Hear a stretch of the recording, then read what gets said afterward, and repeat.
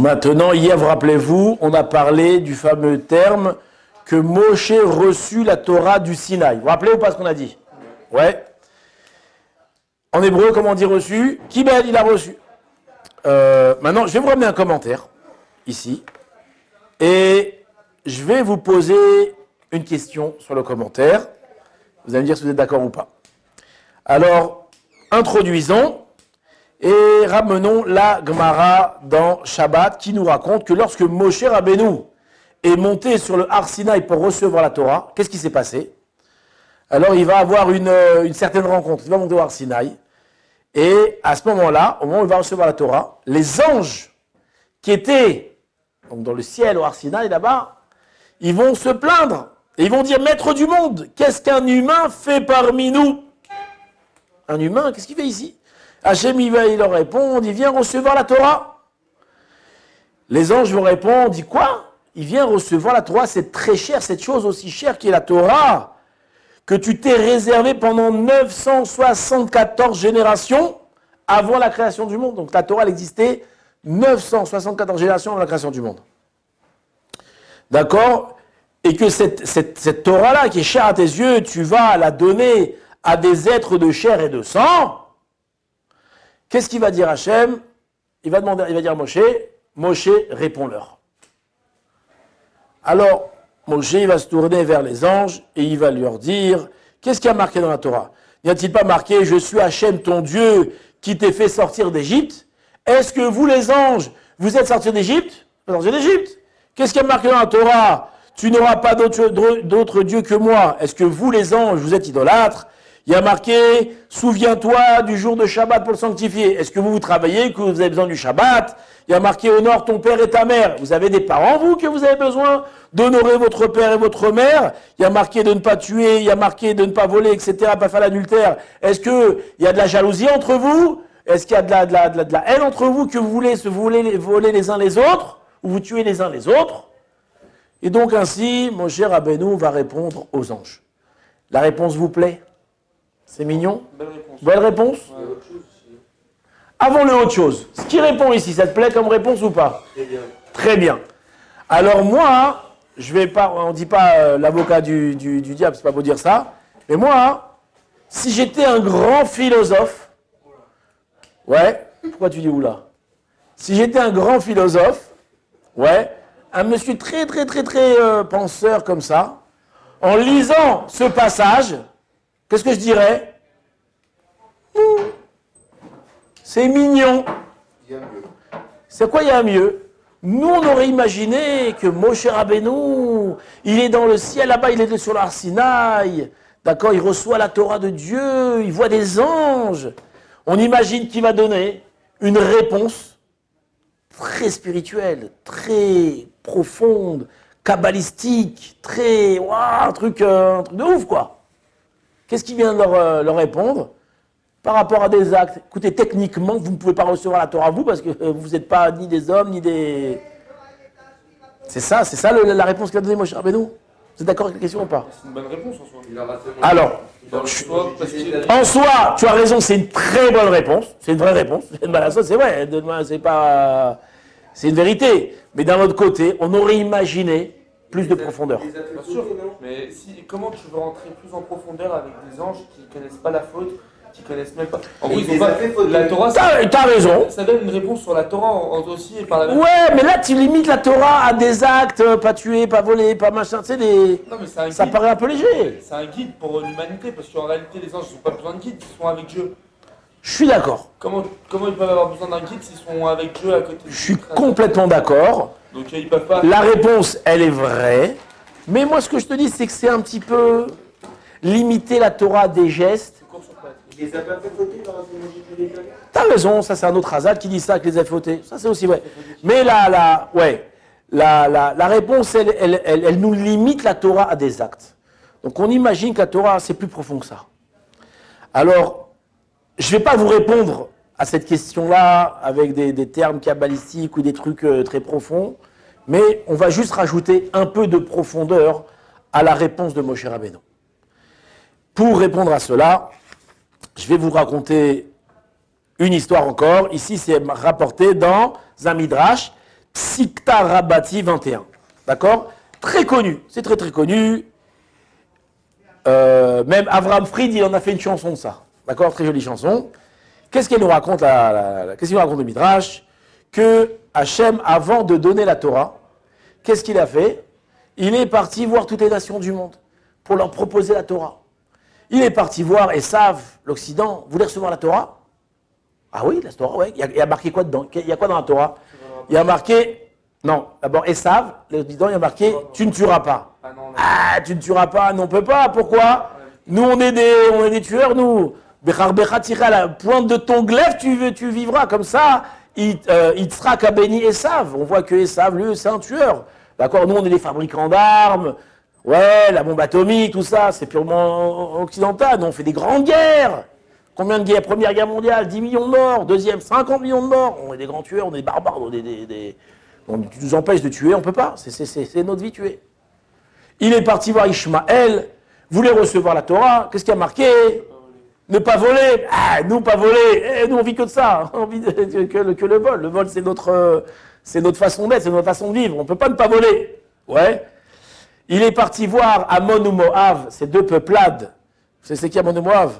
Ammon ou Moab, les filles de Lot, quand ils vont fuir Sodome, Lot va se cacher, va se réfugier dans une grotte avec ses deux filles. Ces deux filles, elles vont croire, après avoir vu l'explosion de Sodome, où la ville elle va être renversée comme ça, ils vont croire que c'est la fin du monde. Et elles vont penser à régénérer l'humanité. Et qu'est-ce qu'elles vont faire? Elles vont saouler leur père et elles vont avoir une relation incestueuse avec lui. Et de ces deux relations, il va naître deux enfants. Ben-Ami et Moab. Et ça va être deux peuplades qu'on va retrouver tout au long de l'histoire. Et donc, il va voir ces peuplades-là, il va leur dire, vous voulez recevoir la Torah, qu'est-ce qu'il y a marqué dedans? Il y a marqué de ne pas avoir des relations incestueuses, l'adultère, etc. Qu'est-ce qu'ils vont répondre? Mais nous, on est le fruit de l'inceste, nous, on est le fruit de l'adultère, qu'est-ce que on ne peut pas recevoir la Torah. À la fin, il va partir voir le Ham Israël, et il va dire, vous voulez recevoir la Torah? Qu'est-ce qu'ils vont dire le peuple juif? Combien ça coûte? Il va dire c'est gratuit. Alors donnez-moi en deux. Non, ça c'est une blague. Qu'est-ce qu'ils vont dire à Israël? Naase venishma. Ils vont accepter de recevoir la Torah. D'accord? Comme ça, le Midrash raconte. Très joli. Maintenant. Ils l'ont refusé pour que dans leur pays actuellement ce soit tout à Il a fait, c'est ce qu'il avait raconté. Alors je vais te raconter en version longue. Maintenant, la question qu'on a posée. On dit pourquoi est-ce que les nations du monde vont refuser la Torah? À cause de quoi? De ne pas tuer, de ne pas voler, de ne pas faire l'adultère. Mais dans leur propre loi, à toutes les nations du monde, il y a marqué qu'on n'a pas le droit de voler, de tuer, de faire l'adultère. C'est interdit. Enfin, l'adultère, aujourd'hui, c'est permis si les deux parties sont consentants, paraît-il. Avant, c'était puni de peine pénale. Aujourd'hui, c'est permis. La tromperie, exactement. Maintenant, pourquoi avoir refusé? Si Hachem, vous avez demandé, est-ce que vous voulez recevoir la Torah? Qu'est-ce qu'il y a marqué dedans? Il y a marqué de faire Shabbat. Et vous aurez dit, ah non, on ne peut pas faire Shabbat, time is money, nous on ne peut pas se reposer, on a besoin de travailler. Alors on aurait compris. S'il avait dit, la Torah a marqué, il faut mettre les tefilines, les tefilines, mais ça fait mal, il faut mettre les lanières, ça fait, je veux pas. On aurait pu comprendre. Mais vous allez vous refuser la Torah à cause de quoi? De lois que vous-même, vous allez mettre dans vos lois. Donc c'est ridicule. Vous auriez dû accepter. Vous seriez devenu le peuple de Dieu, voilà, et bon, moi, vous seriez avec des règles divines. Donc pourquoi refuser la Torah pour des règles que vous-même, vous comprenez qu'il faut appliquer et pas sanctionner, mais mettre en... Alors, qu'est-ce qu'on répond? Alors on va laisser les nations du monde répondre à la question. Non, ils vont répondre, les nations du monde. J'ai reçu un télégramme des nations du monde qui nous ont envoyé la réponse à cette question-là. Alors, je vais vous le lire avec votre permission. D'accord? Ça ne vous dérange pas? C'est vrai que nos lois interdisent de voler, de tuer, etc. Mais c'est uniquement, pourquoi? Pour permettre d'instaurer un ordre minimum au sein de nos sociétés. Imaginez-vous une société où on a le droit de tuer, où on a le droit de voler, on a le droit de faire n'importe quoi, ça serait invivable. D'accord? Chacun, il sortirait avec son fusil, il se tirait dessus, l'autre, il le vole, il le tue, il le tue. On ne peut pas vivre comme ça. Donc, on est obligé, qu'est-ce que t'as dit? Pour que la société elle puisse fonctionner, de mettre des règles, de mettre des lois. Donc on va interdire le vol, interdire le meurtre, et on va punir le vol, le meurtre et tous les autres méfaits. Sinon, on vivra un véritable enfer. Toutefois, attention, nous n'obligeons pas nos concitoyens à haïr le vol et le meurtre. Est-ce que je dois haïr le vol? Je dois haïr le meurtre? Non, c'est pas interdit. Chacun est libre d'aimer ce qu'il veut. La liberté. D'ailleurs, tous les ans, nos producteurs cinématographiques produisent de très bons films de quoi? De guerre, de policiers, où là-bas, le meurtre, le vol et la débauche sont exaltés. Il y a quelques jours, j'étais dans un cours comme ça, et il a sorti ça, un des raves, il a sorti son téléphone, et il a commencé à regarder sur Google des statistiques. Et là-bas, il a dit combien un enfant américain, jusqu'à l'âge de 20 ans, il a vu d'images de violence. Dites un chiffre. Combien d'images? Entre 150 et 200 000 images. Ouais. Jusqu'à l'âge de 13 ans, il a vu combien de meurtres? De vrais meurtres? Non, à la télé. Ah, une centaine, non, peut-être 1000. Entre 8 000 et 16 000 meurtres. Combien il a vu de scènes de débauche? Alors, il regarde la télé environ, ou les trucs, 3 heures par jour. Il voit environ 8... Attends, comment c'était? C'était une toutes les 10 minutes. Ça fait 18. En 3 heures, ils en voient 18. Scènes de débauche. Il n'a pas marqué image, il a marqué scène de débauche. 18. Combien les statistiques en France de... J'ai pas envie de dire le mot parce qu'il est trop sale, mais bon, on va pas trouver un autre mot, d'adultère en France. Le pourcentage de personnes qui en France sur 60 millions? Adultère. Pourcentage, vous savez combien? C'est 40 personnes. Regardez sur Internet. 40%. Entre 35 et 45%. Ah oui. Les hommes et les femmes. Ah oui. Ça veut dire qu'ils s'affirment infidèles. Ouais. D'accord? Donc, on voit que ici,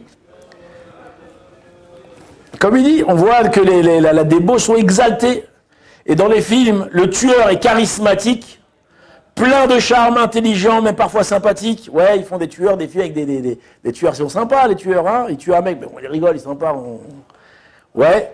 Le voleur, quant à lui, un vrai héros des temps modernes. Ouais, ils font des films où il y a des braquages, où il y a des vols, des cambriolages, d'accord?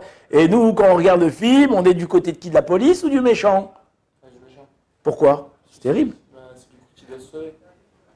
C'est avec lui qu'on veut. Ouais, il va y arriver, il va réussir à voler, il va voler. C'est terrible quand même, non? C'est un peu... D'ailleurs, nos jeunes aiment d'ailleurs s'identifier à ces personnages. Mais nous veillons tout de même souvent qu'à la fin, ce soit les gentils qui gagnent. Pourquoi? Ça fait meilleur genre, on ne va pas faire gagner tout le temps les méchants. Pour ce qui concerne de la débauche, nous développons de très nombreuses émissions sur nos chaînes de télévision, dans nos magazines, à la radio, etc., proposant des programmes variés. Ouais. Et il y en a pour tous les goûts. Et lui, il aime, et lui, il n'aime pas, et viens, je te trompe, et viens, tu me trompes, et viens que toi, t'es... Ouais, bon, vous créez toutes les histoires, pas vous te raconter. Comment il dit, pourquoi on fait ça? Parce que nous adorons cela. Mais attention, il ne faut pas se faire attraper, car là encore, cela fait mauvais genre. On risquerait d'être cité dans des magazines à scandale, ou des journaux qui, soit dit en passant, connaissent un succès prodigieux, malgré la bassesse des propos qui y sont tenus. Vous connaissez les magazines comme ça? De Dorago. Ah, ouais. Il y a quelques années, je vais raconter ça, il y a quelques années, j'ai eu un trip philosophique comme ça, et j'ai envie d'étudier la philosophie. Je suis rentré dans une librairie, et là-bas, il y avait une vendeuse comme ça, elle était comme ça, et je lui dis, vous n'avez pas de magazine de philosophie? Et la dame, elle me dit, bah si, là-bas, vous avez philosophie. Alors j'ai cherché le magazine, je l'ai sorti comme ça, j'ai regardé, c'était pas très intéressant, je l'ai posé, je lui dis, non, vous n'avez pas autre chose, madame? Qu'est-ce qu'elle me dit? Elle me dit, mais monsieur, mais ça intéresse personne, ces trucs-là. Les gens, ça intéresse ce qui s'intéresse, voici, entrevue, gala, que les trucs à potin. D'accord? Donc continue la ration du monde, c'est la raison pour laquelle nous avons refusé la Torah lorsque le Créateur nous a demandé, quand Dieu nous a demandé si nous voulions la recevoir. En effet, il ne demandait pas simplement, alors là c'est ça la profondeur qu'on va rajouter dans la réponse de Moshe Rabbeinu. D'accord? Ce qu'on a dit, ça se limite à des actes, non. Que le Créateur du monde ne va pas demander simplement de s'abstenir de tuer, de voler afin que la société soit viable. C'est pas pour ça. Il voulait que nous développions dans notre âme la haine du vol, du meurtre et de la débauche. Lorsque la Torah elle te dit, tout ce qu'elle te dit dans les 10 commandements et toutes ces choses-là, elle veut que ça soit une chose qui fait partie de toi. Lorsque je vais te parler de vol, de meurtre, ça doit te faire vomir, ça doit te dégoûter. Que cela fasse partie de notre aide, de notre culture et de nos lois, afin d'être un peuple phare pour l'humanité. D'accord? Quand dans les discussions, il raconte que lui, il a fait telle escroquerie, il a fait tel truc, machin, on regarde, ah ouais, il a fait comme ça. Mais c'est pas du tout quelque chose qui doit nous faire rigoler. Quand on entend ça, on doit vomir, ça doit dégoûter. Et là-bas, il finit, pour une telle raison, nous n'étions pas prêts à y renoncer. D'accord? Et il faut être juif pour cela. Donc on voit toutes les nations du monde, pourquoi elles ont refusé la Torah? Parce qu'en réalité, elles aiment toute cette débauche et le peuple juif, lui, il doit être une lumière pour les nations. Et pour être une lumière pour les nations, il doit incarner le bien. Et incarner le bien, ça veut dire être dégoûté du mal. Ici, j'ai ramené la photo d'un rabbin, il s'appelle le Rav Meir Brandsdorfer. Vous l'avez vu? Je ne le vois pas. Le Rav Meir Brandsdorfer, c'est un Rav que j'ai personnellement connu. C'était aussi un Moël. Et il a fait la Brit Mila de mes 2 premiers garçons. Et je le connaissais. Et un jour, il y a quelqu'un qui m'a demandé de poser une question à un rabbin. Une question d'une femme qui n'était pas divorcée, qui avait trompé son mari, et que maintenant elle veut se marier avec son amant. Toute une histoire, un truc avec plein de détails comme ça. À un moment donné, à qui je vais poser la question? Je ne sais pas qui pose la question. Et j'étais au Kollel. Et là-bas, il y avait le Rav Brandsdorfer. Il venait tous les après-midi étudier comme ça, dans un coin. Je dis, bah tiens, je vais lui demander à lui. Il s'est levé partir, je l'ai suivi. Il m'a vu, Kvod Arav, ah, Rabbi Yaou, comment ça va, bon, Hachem, machin. Je dis, Arav, vous m'avez demandé une question de France, est-ce que je peux vous la poser? Je t'écoute. Lui, c'est un grand Tamistral, c'était un des Rav de l'Aïda Haredit. J'ai commencé à lui poser la question, j'ai commencé à lui raconter, à tromper, machin. Et le Rav, il me regarde comme ça, d'un air genre, on est dans la rue, on marche comme ça, ouais, comme ça. Et à un moment, il se met les mains sur les oreilles, il me fait, Hirs, ça me dégoûte, Hirs, va-t'en, ah, je veux pas écouter ça, va-t'en. Il veut pas écouter. Ça, je lui ai raconté l'histoire, ça le dégoûtait. Alors vous allez me dire, c'est un rabbin, il a pour répondre aux questions, quoi. C'est le seul truc qu'il a entendu dans sa vie. Alors, toutes ces questions que vous allez dire, c'est justifié. Mais ce qu'on doit retenir, et ce qui m'a marqué, c'est de voir la sainteté de cet homme-là. Que lorsque tu lui parles de quelque chose qui n'est pas en accord avec la Torah, qui n'est pas moral, ça le dégoûte. Presque il allait vomir. Presque il allait vomir. À la fin, on a eu la réponse à la question par un autre Rav, tout ça. Mais quand même, malgré tout, c'était un souvenir incroyable. En tout cas, c'est ça que... Vous en avez pas voulu? Non, ils sont au-dessus de tout ça. Mais je suis content qu'il m'ait basé. Pour moi, c'est un enseignement incroyable. C'est incroyable. Et en tout cas, c'est ça qu'il leur a dit. Lorsqu'il dit « réponds-leur », Moshe Rabbeinu Hachem, il leur dit « réponds-leur ». Il leur dit que nous, on va pas... Nous, on a des sentiments, on a un rôle dans la vie, d'accord, d'être un phare pour les nations, pour Or Lagoïm, c'est ce qu'on appelle le juif des Or Lagoïm. Et c'est ça que Akash Baruch Hu nous demande d'honorer son père, d'honorer sa mère, de faire le Shabbat. Ça ne va pas simplement se limiter à des actes, ça va être plus profond que ça. Ça va être une philosophie de vie, ça va brûler dans nos cœurs toutes ces mitzvot-là. En tout cas, c'est une des facettes de la réponse de Moshe Rabbeinu. Chazak ou Baruch.